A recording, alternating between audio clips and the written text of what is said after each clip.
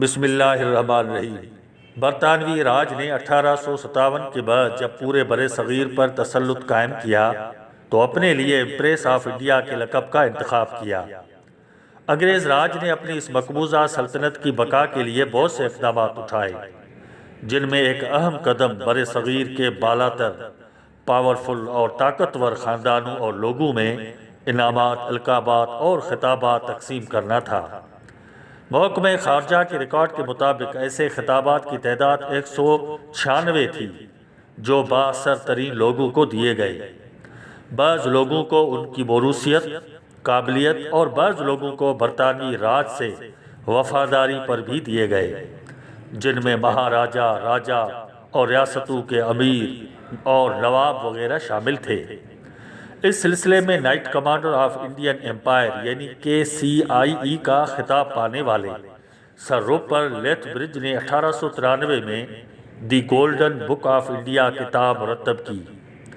یہ کتاب دی golden book of India در حقیقت برٹش راج کے وفاداروں اور انعام یافتہ لوگوں کی ایک جامع تاریخ ہے۔ برطانوی راج کے ان خطابات اور القابات کی تاریخ کا یہ پہلا حصہ ہے جو 1892 تک خطاب پانے والوں پر مشتمل ہے، جبکہ ان خطابات کا یہ سلسلہ برِ صغیر میں تقریباً 1940-45 تک جاری رہا، جن کی تاریخ ابھی باقی ہے۔ اس کتاب دی گولڈن بک آف انڈیا کے مصنف سر روپرٹ لیتھبرج 23 دسمبر 1840 کو پیدا ہوئے اور 15 فروری 1919 کو 78 برس کی عمر میں انتقال کیا۔ انہوں نے ہندوستان کی تاریخ پر بہت ساری کتابیں لکھی ہیں، لیکن ان میں دی گولڈن بک آف انڈیا سر فہرست ہے۔ دی گولڈن بک آف انڈیا کا مطالعہ تاریخ کے طلباء اور نوجوان نسل کے لیے بے حد ضروری ہے تاکہ وہ جان سکیں کہ برطانوی راج نے اپنے مفادات اور برِ صغیر کی اقوام کو غلامی کی زنجیروں میں جکڑنے کے لیے کیا کچھ نہیں کیا۔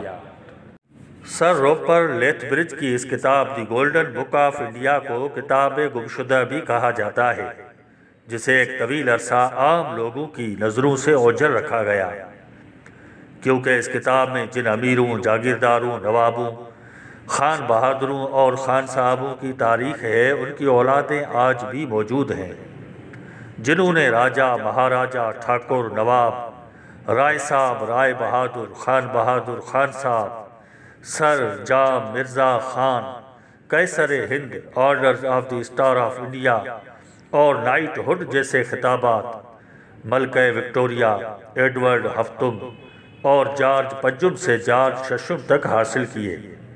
یہ تمام تمغے اور سندیں منتخب ان شخصیات کو ملکہ برطانیہ کے دیے گئے اختیارات کے تحت وائسرائے ہند اور گورنر جنرل آف انڈیا سرکاری درباروں میں عطا کرتے تھے۔ یہ تمغے سینے پر سجائے جاتے اور سندوں پر وائسرائے ہند کے دستخط اور امپائر کی مہر لگائی جاتی تھی۔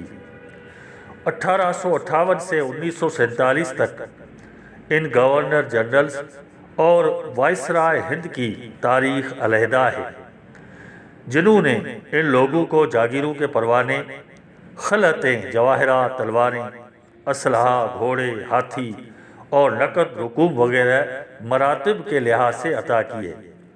سلطنت برطانیہ نے اپنے شاطرانہ ذہن سے برِ صغیر کے طاقتور لوگوں کو ان اعزازات اور خطابات کے ذریعے اپنے ساتھ ملایا تاکہ ان کی حکومت اور شہنشاہیت صدیوں تک برقرار رہے۔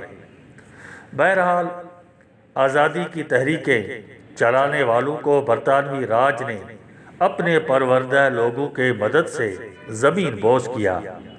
انگریز راج کے ایسے ہزاروں انعامات ایسے بھی ہیں جن کا سرکاری خط و کتابت میں جان بوجھ کر ذکر نہیں کیا گیا تاکہ وہ سرکاری ریکارڈ کا کہیں حصہ نہ بن جائیں، لیکن تاریخ ایک دن حق اور سچ کو ضرور ثابت کرتی ہے۔ دی گولڈن بک آف انڈیا میں الفابیٹیکل نام دیے گئے ہیں اور ان کے خطابات کی فہرست اور تاریخوں کا بھی اندراج موجود ہے۔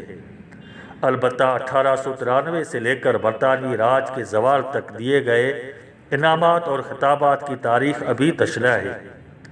برطانوی راج کی روح سے یہ کتاب دی گولڈن بک آف انڈیا ایک گولڈن بک ہے، جبکہ آزادی وطن کے متوالوں کی نگاہوں میں یہ بر صغیر کی تاریخ کا ایک ایسا سیاہ ترین باب ہے جسے تاریخ میں کبھی فراموش نہیں کیا جائے گا۔